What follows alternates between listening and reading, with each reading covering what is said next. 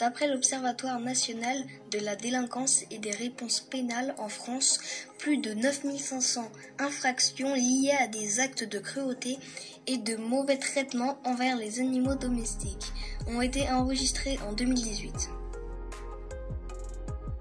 La hausse de condamnation pour mise en cause pour abandon a bondi de 54% entre 2016 et 2018. Où vont ces animaux une fois abandonnés ?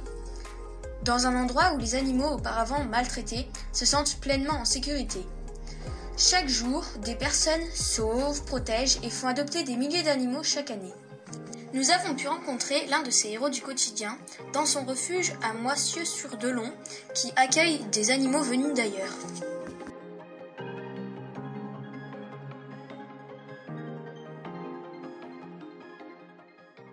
Qui est-ce qui trouve les chiens pour ensuite les emmener? Tu as ici en métropole, je vais parler de la Guadeloupe et ici c'est la métropole.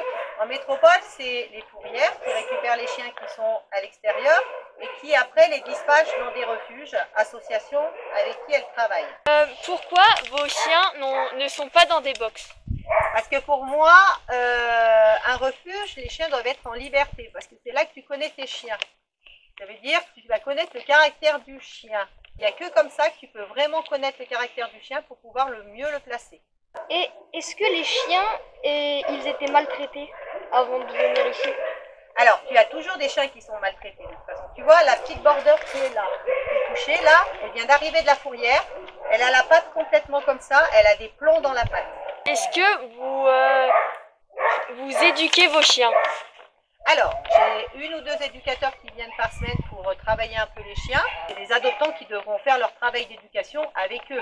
Est-ce que, à part vous, il y a d'autres personnels qui viennent s'occuper des chiens? Alors ici, c'est moi toute seule qui m'occupe au niveau du refuge. Après, il y a quelques bénévoles qui viennent. Si j'ai besoin d'un coup de main ou quoi, qui vont venir. Et il y a des bénévoles qui viennent la semaine ou plutôt le week-end promener les chiens.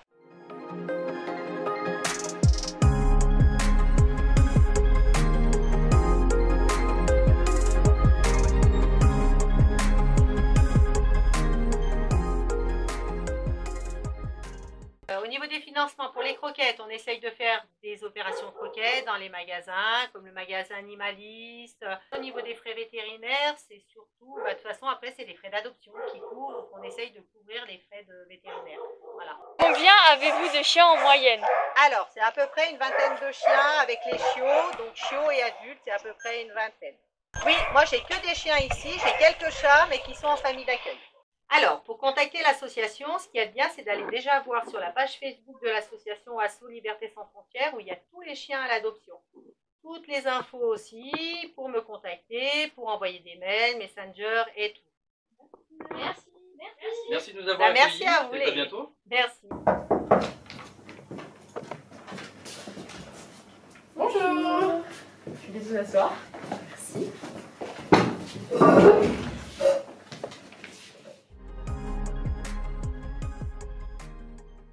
Quel est votre parcours dans votre métier? Alors, moi j'ai commencé par un baccalauréat donc, qui s'appelle Conduite et gestion d'une entreprise dans le secteur canin et félin, qui regroupe en quelque sorte du coup les élevages chiens et chats. Que faites-vous en apprentissage? Alors actuellement dans mon BTS à animalerie, donc je fais tout ce qui est en rapport avec le commerce, donc ça va être du conseil client, de la vente d'animaux aussi parce que du coup je reste dans le monde animal, donc ça va être de l'entretien des box qui est super important du coup pour qu'ils vivent on va dire dans de bonnes conditions. Et en fait à côté du coup je travaille bénévolement dans mon élevage où j'étais en bac. Et du coup là-bas ça va être du nettoyage des box, du toilettage au niveau des chiens, de la vente de chiots, enfin ça va englober on va dire ça nos missions en élevage. Est-ce qu'un animal adopté peut retourner au refuge? Alors oui, en fait, moi, du coup, dans mon expérience personnelle, mon élevage, du coup, ce que fait ma patronne, c'est en fait, si les clients ne veulent plus le chien ou qu'ils ont un problème avec le chien, il va y avoir une procédure qui se met en place et du coup, ma patronne va récupérer le chien derrière. Soit après, ils partent en reproduction, soit directement après, elle les remet à la vente. Avez-vous déjà eu affaire à des cas de maltraitance? Alors oui, j'ai déjà malheureusement eu affaire à des cas de maltraitance, que déjà ce soit en élevage, des animaux qui sont rapportés, mais du coup que les maîtres battent devant nous ou nous jettent le chien par-dessus la clôture parce qu'ils n'ont pas le temps d'attendre. Pour moi après je vais mettre la procédure derrière parce que du coup pour moi c'est impensable qu'on maltraite un animal. Ou sinon ça va être moi, mon expérience personnelle, donc dans la rue, donc j'ai déjà vu des gens abandonner les chiens devant mes yeux. Et c'est assez dur, mais malheureusement ça fait partie du quotidien et c'est pour ça que c'est une super force d'en parler. Est-ce qu'il existe une loi contre la maltraitance animale? Alors oui, il y en a une qui a été votée là, fin 2021, donc en novembre 2021, qui a été votée du coup contre la maltraitance animale. Donc cette loi elle va consister du coup à faire en sorte que du coup il y ait moins de cas d'abandon, moins de cas de maltraitance et du coup prendre conscience aux gens que du coup ça reste un être vivant et que du coup faire en sorte que les liens on va dire, se procréent et perdurent dans le temps.